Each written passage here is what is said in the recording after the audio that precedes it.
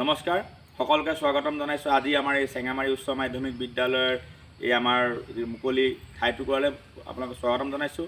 আমি চাইণ্টিফিক টেম্পাৰমেণ্ট চাইটে আপোনালোকে গম পাইছে মাই গড যিটো চিৰিজ আছে আমাৰ ছাত্ৰ ছাত্ৰীসকলৰ অনলাইন যেতিয়া ক্লাছ চলি আছিলে, বিদ্যালয়সমূহ যেতিয়া বন্ধ হৈ আছিলে, তেতিয়া আমি চাইণ্টিফিক টেম্পাৰমেণ্টে কি কৰিছিলোঁ, ছাত্ৰ ছাত্ৰীসকলক সেই অনলাইন মানে একঘেমীয়া ক্লাছৰ পৰা আঁতৰি ছাত্ৰ ছাত্ৰীসকলে যিবিলাক প্ৰেক্টিকেল স্কুলৰ লেবৰেটৰীত কৰিব পাৰে বা শিক্ষক শিক্ষয়িত্ৰীয়ে কৰায়, সেইসমূহ ঘৰতেনো কম খৰচী বস্তুৰে কেনেদৰে কৰিব পাৰে, কৰি নিজৰ মনটো কেনেদৰে ভাল কৰি ৰাখিব পাৰে। কাৰণ অনলাইনৰ একঘেমীয়া ক্লাছ, স্কুল নাই, বাহিৰলৈ যাব নোৱাৰে, ঘৰৰ ভিতৰত সোমাই থাকিব লাগে, গতিকে মোবাইলত গেম বা অন্যান্য কিছুমান ভিডিঅ' চাই সময়খিনি পাৰ কৰা হয়, যাৰ কাৰণে শিশুৰ বা আমাৰ যিটো যুৱক যুৱতীসকলৰ উঠি অহা আমাৰ নৱপ্ৰজন্মৰ কি হয়, নতুন চিন্তাধাৰা নাইকিয়া হৈ যায়, নতুন নাইকিয়া হৈ যায়।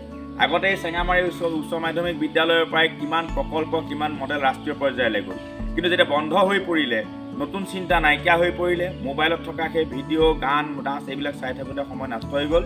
সেইকাৰণে আমি কি কৰিলোঁ, চাইণ্টিফিক টেম্পাৰমেণ্টে যে সৰু সৰু বস্তুৱে যিবিলাক ঘৰত উপলব্ধ, সেইবিলাক বস্তুৱে কিছুমান পৰীক্ষা কৰিব পাৰি, আৰু তাতে সোমাই থাকে বিজ্ঞানৰ কিছুমান সৰু সৰু সূত্ৰ। আৰু এই সূত্ৰসমূহ যেতিয়া আমি গম পাম, তেতিয়াহে আমি ডাঙৰ এজন কিবা এজন হ'ব পাৰিম, APJ আব্দুল কালাম হ'ব পাৰিম, CV ৰামন হ'ব পাৰিম। তাৰ কাৰণে জানিব লাগিব সৰু সূত্ৰখিনি, বেছিক ছায়েন্স। আৰু এই বেছিক ছায়েন্সখিনি সোমাই আছে আমাৰ এই প্ৰকৃতিতে। সেইকাৰণে আজি আমি গোটেই 10ম শ্ৰেণীৰ ছাত্ৰ ছাত্ৰীসকল বহু দিনৰ বিৰতিৰ মূৰত আমি লগ পাইছোঁ। লগ পোৱাৰ কাৰণে তেখেতসকলৰ জৰিয়তে মাই গড যিটো 21 নম্বৰ আমি এই বিদ্যালয়ৰ প্ৰাংগণতে তেওঁলোকৰ লগতে লৈ পেলাই আমি আৰম্ভ কৰিবলৈ আগবাঢ়িছোঁ। এতিয়া দুটা বটল আছে, পেট্ৰল আছে, দুইটাই পেট্ৰল। আচ্ছা, এতিয়া আমাৰ কি হয়, যিবিলাক আমাৰ ডিপুবিলাকত কি কৰে, ভেজাল কৰে নকৰে? কৰে, ভেজাল কৰে। যাৰ কাৰণে কি হ'ল, তেল ভৰোৱাৰ পিছত মই দেখোন চতিয়া গৈ নাপালোঁ, তেল শেষ হৈ গ'ল। 1 লিটাৰ তেলত দেখোন মই চতিয়াৰ পৰা ডিকৰাই পাব লাগিছিল, কয় নকয় বহুতে। আৰু কিছুমানে আকৌ ষ্টাৰ্ট দিয়া অলপ পিছত কি হয়, বন্ধ হৈ যায়, গাড়ী ঘূট মাৰি থাকে না বাইকবিলাক। সেইটো কি হয়, তেল ভেজাল কৰাৰ কাৰণে হয়। মাজতে আমাৰ চাৰিআলি এটা ডিপুৰ কি হ'ল, এখন নতুন গাড়ী এখন স্কৰপিঅ' এখনে পূৰা ফুল টেংকি তেল ভৰাই দিলে। তেল ভৰাবলৈ কি হ'ল, তেওঁ গৈ গুৱাহাটী গৈ নাপালে, আধা ৰাস্তাতে কি হ'ল, গাড়ী নচলাই আহিব, চিজ হৈ গ'ল। কিয়? তাত ভেজাল আছিল, তাত পানী মিক্স আছিল, বা কম দামী কেৰাচিন বা কিবা অন্য বস্তু মিক্স আছিল। এতিয়া আমি কেনেকৈ জানিম? আমিতো ক্লাছ 10ৰ বিজ্ঞানৰ ক্লাছ হয় নাই? বিজ্ঞানৰ ক্লাছটো আমি ক্লাছৰুমৰ ভিতৰত ঢেৰ কথাই জানো, কিন্তু বাহিৰত আমি নাজানো। বিজ্ঞানৰ ভিতৰৰ বস্তুবিলাক মুখস্থ কৰি আমি ঢেৰ নম্বৰ পাওঁ, কিন্তু বাহিৰত সেই বিজ্ঞানৰ কেনেকৈ ব্যৱহাৰ কৰিম আমি নাজানো। তাৰেই আমাৰ কি হৈছে, অসুবিধা এটা হৈছে যে আমি সেই বিজ্ঞানক হাতে কামে আমি ব্যৱহাৰ কৰিব নাজানো, আৰু হাতে কামে যোনে ব্যৱহাৰ কৰিব পাৰিছে সেই অসুবিধাসমূহত নপৰে। তাৰ কাৰণে আমি চাম যে ভেজাল কেনেকৈ উলিয়াব পাৰি, হয়নে? এতিয়া ঢেৰ কিবা কিবি কেমিকেল আছে, কিবা আছে। আমাৰ প্ৰত্যেক মাহে নে 6 মাহৰ মূৰে পেট্ৰল ডিপুবিলাকলৈ আহে অফিচাৰবিলাক, তেওঁলোকে কেৱল টেষ্ট কৰে। কিন্তু আমি যিহেতু 10 হিচাপে 10মান শ্ৰেণী হিচাপে কিবা অলপতো বিজ্ঞান জানো, কি বিজ্ঞান জানো, আৰু সেই বিজ্ঞানটো কেনেকৈ প্ৰয়োগ কৰিম, পেট্ৰলৰ ভেজালকৰণ। ঠিক আছে, দেখা যাওক। তাৰ কাৰণে আমাক মমবাতি লাগিব। মমবাতি এটা লৈ আহিছোঁ, মমবাতি জ্বলাই দিলোঁ। অলপ বাহিৰত কৰিব দিগদাৰ, নুমাই যাব। এতিয়া তোমালোকে দেখিছা যে মমবাতি এটা জ্বলোৱা হৈছে। এতিয়া আমাৰ চামুচত আমি কপাৰ ছালফেট লৈছোঁ, 2খন আমাৰ চামুচত আমি কপাৰ ছালফেটৰ দানা লৈছোঁ। আমি জানোৱে CuSO4 5H2O কপাৰ ছালফেট। এতিয়া কপাৰ ছালফেট দানা লোৱা হৈছে। আমাৰ এজনী আহাচোন, এইটো গৰম কৰি দিয়ে চামুচত থকাটো, এটা যিকোনো দুটা। তেতিয়ালৈকে গৰম কৰা হ'ব, যেতিয়ালৈকে গৰম কৰি থাকিলে আমি কিছুমান পৰিৱৰ্তন দেখা পাম।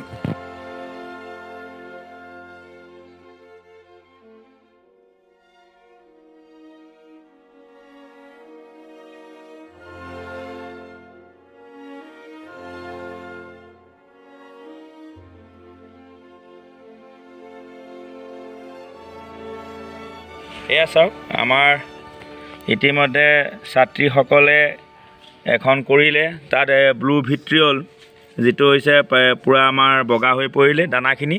আৰু এতিয়া আমাৰ ছাত্ৰসকলৰ দলে যিটো কৰিছে, এইটো চাওক ব্লু ভিট্ৰিয়লটো পূৰা বগা হৈ পৰিছে, পূৰা বগা হৈ পৰিছে, হয়নে? বগা হ'লনে? অঁ, তাৰমানে আমি কি গম পালোঁ যে কপাৰ ছালফেটৰ দ্ৰৱক যদি আমি গৰম কৰোঁ, গৰম কৰিলে পানীখিনি বাষ্পীভূত হৈ যায়, আৰু বাষ্পীভূত হৈ গ'লে ইয়াৰ ৰংটো কি হৈ যায়? বগা হৈ যায়। তাৰমানে পানী পালেহে ই নীলা হয়। ঠিক আছে, এতিয়া আমাৰ হাতত দুটা কি আছে? পেট্ৰল আছে, হয়নে? এতিয়া পেট্ৰল আছে, এতিয়া ভেজাল যদি অকল পেট্ৰল থাকে, পেট্ৰলে ব্লু ভিট্ৰিয়ল বা কপাৰ ছালফেটৰ ৰংটো নীলা কৰিব পাৰে নে নোৱাৰে?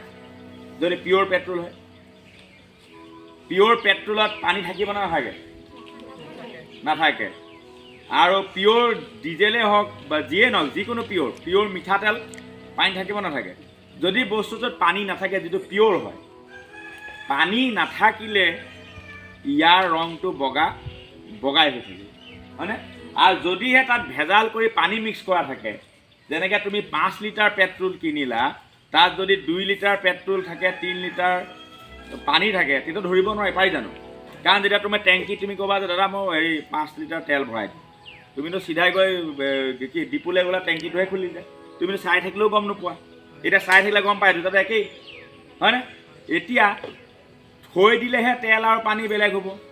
এতিয়া তোমাৰ টেংকিটোৰ ভিতৰত তোমাৰ তেল আৰু পানী বেলেগ হৈ থাকিলে আমি চাব পাৰোঁ জানো?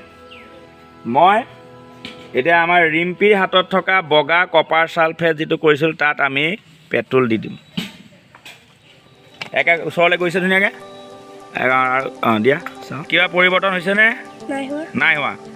বগাই হৈ আছেনে? আছে। আচ্ছা, এয়া বগাই হৈ আছে, হয়নে? এতিয়া পেট্ৰল আমি ঢালিলোঁ, এয়া পেট্ৰল আমাৰ এয়া আছে, পেট্ৰল আমি ঢালি দিয়াৰ পিছতো আমাৰ কপাৰ ছালফেটটো, বগা কপাৰ ছালফেটটো আমাৰ বগাই হৈ আছে। ঠিক আছে, এয়া ৰংটো নীলা হৈ আহিছেনে? এয়া চোৱা কিমান ধুনীয়াকৈ নীলা হৈ আহিছে, এয়া চোৱা, হয় নহয়? চোৱা কিমান ধুনীয়াকৈ নীলা হৈ গৈছে, এইয়া, হয়নে? এতিয়া এইটো কিন্তু কিবা হৈছে জানো? এইটোতো একোৱেই হোৱা নাই, তাৰ তলত থৈ দিয়ে, একেলগে থৈ দিয়ে চামুচখন, কিন্তু এইখনত কি হৈ গ'ল? নীলা হৈ গ'ল, হ'লনে? এতিয়া তোমালোকে কোনখনত কোনটো বটল দিছিলা কোৱা? ফিলিপে কোনটোত দিছিলা? ফিলিপৰটোত এইটো দিছিলা, আৰু ৰিম্পিয়ে কোনটোত দিছিলে? তেতিয়াহ'লে তোমাৰ ভেজাল পেট্ৰল কোনটোত হ'ল? তাৰমানে তাত কি আছে? পানী আছে, পানী আছে, 5H আমি গম পালোঁ। প্ৰমাণ কেনেকৈ কৰিম? এইটোৱে প্ৰমাণ যে কপাৰ ছালফেটৰ তোমালোকে পৰীক্ষাত ধুনীয়াকৈ লিখি দিব পাৰিবা যে কপাৰ ছালফেটৰ চামুচত ল'লোঁ, চামুচত লৈ পেলাই আমি গৰম কৰিলোঁ, গৰম কৰিলে কপাৰ ছালফেটৰ নীলা ৰংটো সলনি হৈ গ'ল, ক'লে বগালে সলনি হোৱাৰ পিছত তাত যে পানী আছে সেইটো প্ৰমাণ কৰিবৰ কাৰণে আমি পানী কেইটোপালমান চামুচটোত দি দিলোঁ। চামুচত পানী কেইটোপালমান দিয়াৰ লগে লগে কি হৈ গ'ল? আকৌ পুনৰ সি কি ৰং হৈ গ'ল? নীলা হৈ গ'ল। এইটোৰ পৰা এইটোৱে প্ৰমাণ হয় যে কপাৰ আছিলে থকাৰ কাৰণে তাৰ আকৌ পুনৰ অৰিজিনেল কালাৰটো আহিল। ক্লিয়াৰ হ'ল? সেইটো হৈছে 10মান শ্ৰেণীৰ প্ৰশ্ন আহে মেট্ৰিকত, তাৰ উত্তৰো গম পালা। এই পৰীক্ষাটোৰ জৰিয়তে মাই গড পৰীক্ষাৰ জৰিয়তে তোমালোকে এটা কথাও গম পালা, কেনেকৈ পেট্ৰলৰ ভেজালকণ ধৰিব পাৰি। ঠিক আছে, দুটা বস্তু ক্লিয়াৰ হ'ল? সংকেত মন থাকিলে আজিলৈ আমাৰ ৰাখিছোঁ। আমি লাইভ এটা পৰীক্ষা চেঙামাৰী উচ্চ মাধ্যমিক বিদ্যালয়ত কৰালোঁ 10মান শ্ৰেণীৰ ছাত্ৰ ছাত্ৰীসকল লৈ পেলাই। আমাৰ মাই গড পৰীক্ষাটো এনেদৰে চলি থাকিব। যিসকল ছাত্ৰ ছাত্ৰীয়ে দেখিছা তোমালোকে কপাৰ ছালফেটটো বজাৰত কিনিবলৈ পোৱা যায়, নিজে কৰি পেলাই আমাক দিবা। আৰু ইয়াৰ কাৰণবিলাক তোমালোকে বা ইয়াৰ যিটো প্ৰেক্টিকেল তোমালোকে স্কুলত কৰা নাছিলে, ইয়াৰ পৰা তোমালোকৰ লাভ হ'ব বুলি ভাবিছোঁ। আজিলৈ ৰাখিছোঁ, ধন্যবাদ।